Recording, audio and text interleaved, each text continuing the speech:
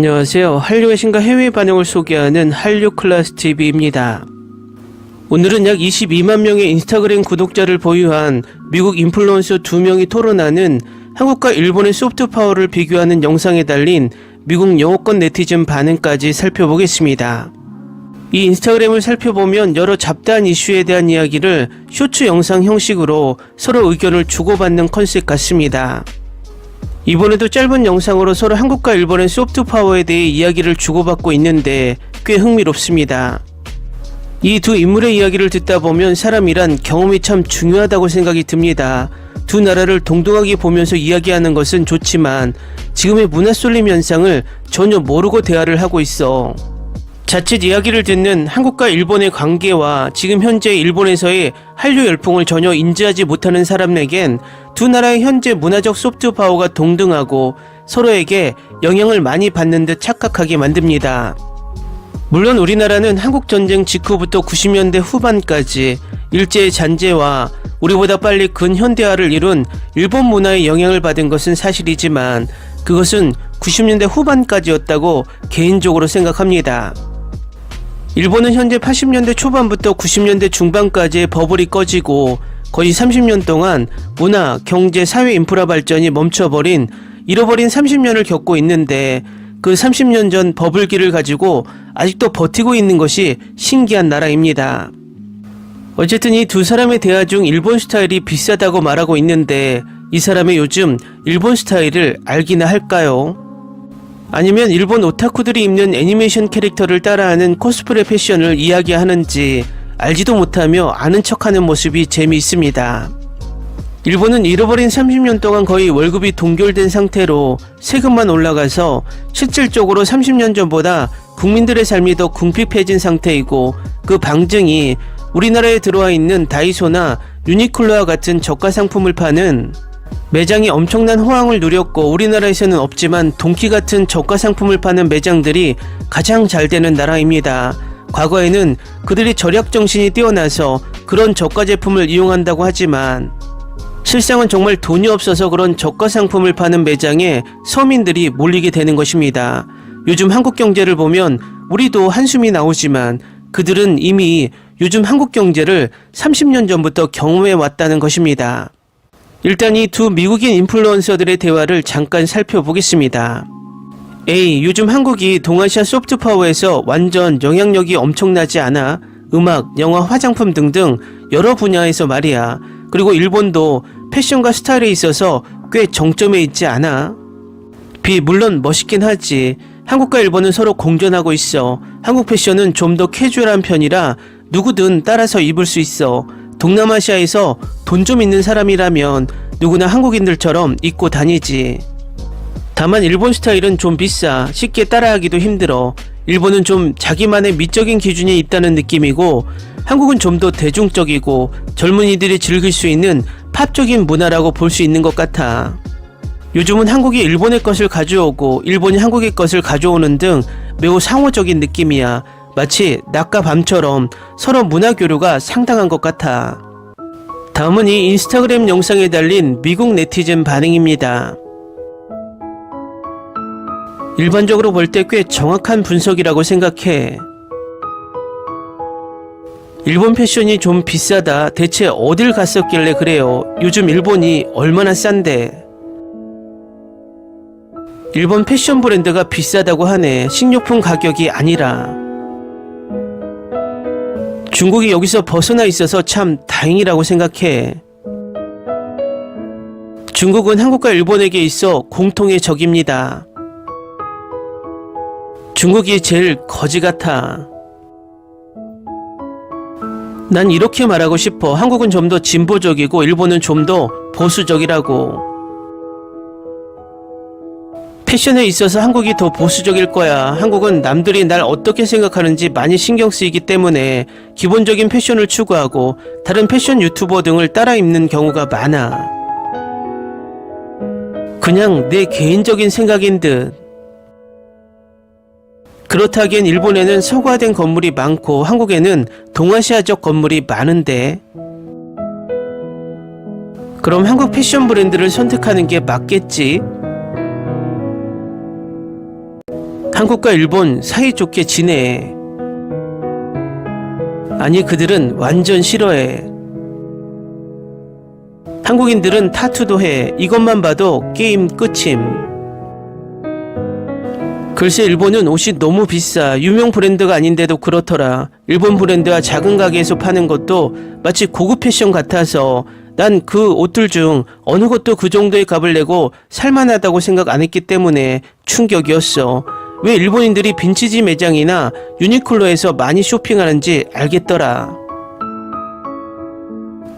맞아, 티셔츠 하나에 $60 정도였지. 어떤 일본 브랜드가 그렇다는 거야? 그렇다고 이 댓글은 한국인 댓글 같네. 사실이 그래. 일본은 유럽이나 미국에 비해 옷이 너무 비싸. 그러니 일본인들이 대부분 유니클로에 가는 거잖아. 그게 사실이지. 아마 양국의 젊은이들은 이런 일이 일어나고 있다는 걸 전혀 깨닫지 못하고 있을 거야. 난 동아시아도 유럽연합처럼 서로 연결되어 있길 바래. 이제 미래의 외계인 침략을 위해 하나가 되어야 하니까. 일본은 한국을 싫어해서 일본이 한국을 따라할 리가 없다. 한국 상업 패션, 일본 장인 스타일, 이러니 일본이 승자. 나도 서울과 도쿄의 스타일을 좋아해. 확실히 일본 패션은 품질이 뛰어나지만 서울에는 더 멋진 브랜드와 강력한 파워가 있지. 이건 패션에 관한 릴스라는 걸 알아. 하지만 일본은 한국의 독도를 계속해서 자기네 것이라고 하고 있는 만큼 한국과 일본이 사이좋게 지내긴 힘들 것 같아. 한국인들은 중국과 일본에서 모든 걸 훔치고 있어. 우리 걸 자기네 거라고 주장하고 있어. 여기 질투하는 중국인 왔네. 그래서 너희 문화혁명은 어떻게 됐고? 난 한국의 무신사를 참 좋아해. 하지만 역시 일본의 에비스의 퀄리티 또한 좋아. 한국과 일본은 국가 부채와 인플레이션으로 어려움에 처해 있어. 또한 출산율도 심하게 낮지. 일본은 이제 거의 죽어가고 있는 처지야. 앞으로 아시아의 미래는 태국이야. 한국은 빠른 패션 사이클로 더 트렌드를 지향하는 편이라고 생각해. 반면 일본은 스타일에 집중하며 브랜드나 미학적인 면을 더 강조하지. 나도 같은 생각이야. 일본에는 미국보다 빈티지 매장이 더 많지. 한국은 좀 더 현대적이고 대중적인 문화이고 하이문화 트렌드로 빈티지가 유행하기도 하지만 말이야. 일본이 그런 이유는 그들의 패션계에서 더 오래 있었기 때문이야. 한국보다 서양이 먼저 문을 열고 받아들였으니까. 한국은 한때 운동의 왕국으로 알려져 있었던 나라야. 나라마다 시대마다 다른 느낌이 있을 거야. 일본은 여행하기 좋아서 많이 여행을 가지. 반면 한국은 여행보다는 좀 더 한국 문화가 매력적이야. 무슨 소리를 하는 거야. 한국에도 얼마나 많은 사람들이 여행을 가는데. 일본 스타일이 좀 지루한 편이긴 하지. 난 그들이 언젠가 부흥할 거라고 생각해. 한국은 음악, 영화, 드라마, 패션에서 지배적이고 일본은 애니메이션 하나로 필적할 수 있다고 봐. 전 세계적으로 K-팝, K-드라마 등을 합친 것보다 애니메이션을 소비하는 사람이 더 많으니까. 글쎄, 그건 아닌 것 같은데. 애니메이션은 일본 밖에서는 극소수만이 보는 틈새 시장일 뿐이야. 그리고 나이에 구애받는 편이지. 하지만 한국 드라마 음악은 젊은 세대뿐만 아니라 전 세계의 다양한 세대를 관통하고 있는걸. 한국은 요즘 웹툰까지 세계인들로부터 많은 관심을 받고 있어. 한국에도 훌륭한 애니메이터들이 많아. 미국에서는 젊은 남성 세대가 애니메이션을 보는 것이 일반적이야. 밈에서도 한국 콘텐츠 언급은 없어. 애니메이션 언급은 항상 있었어. 전혀 동의할 수 없네. 주변에 실생활에서 애니메이션 이야기하는 어른이 있어. 난 캘리포니아에서 살고 있고 IT 계열에서 일하는 성인이야. 하지만 애니메이션 이야기하는 어른은 전혀 없어. 하지만 오징어 게임 이후로는 한국 드라마 이야기하는 사람들이 제법 있는걸. 오징어 게임이 선풍적인 인기였잖아. 다들 그 이야기로 시작해서 그 이야기로 끝나는 경우도 있었어. 미드 프렌즈, 그레이 아나토미, 24시를 아는 것과 같아. 하지만 애니메이션에 대해선 아무도 말하지 않아. 나도 애니메이션을 좋아하는 사람이지만 좋아하는 사람을 주변에서 찾기가 쉽지 않아. 좀 솔직해집시다. 애니메이션에 푹 빠져있는 일부 그룹에서나 가능한 이야기겠죠. 오타쿠라는 말이 왜 있겠어요. 일반인들은 특정 애니메이션 밈을 말해줘도 아무것도 알지 못해요.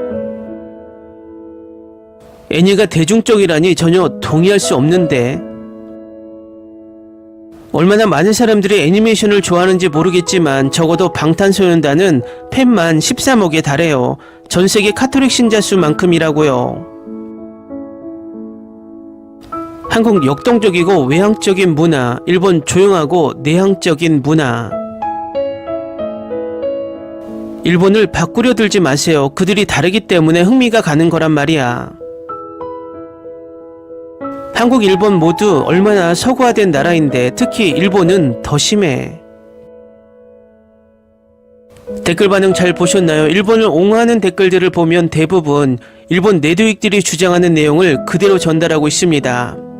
제가 이 영상을 소개하는 이유는 잘 알지도 못하면서 아는 척하는 이런 잘못된 시각에 영상이 퍼지게 되면 한국과 일본이 지금 문화를 서로 엄청나게 교류하면서 배우고 있다는 인식을 심어주고, 시간이 지나면 한류가 일본의 영향을 받아서 발전했다는 말까지 나오게 된다는 것입니다.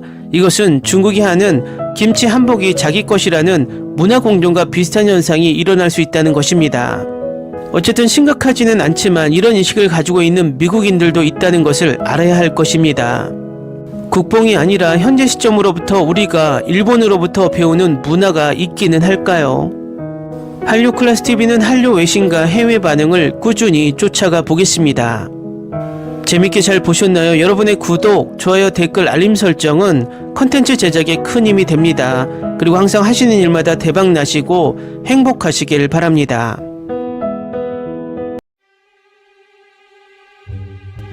Ni se te ocurra.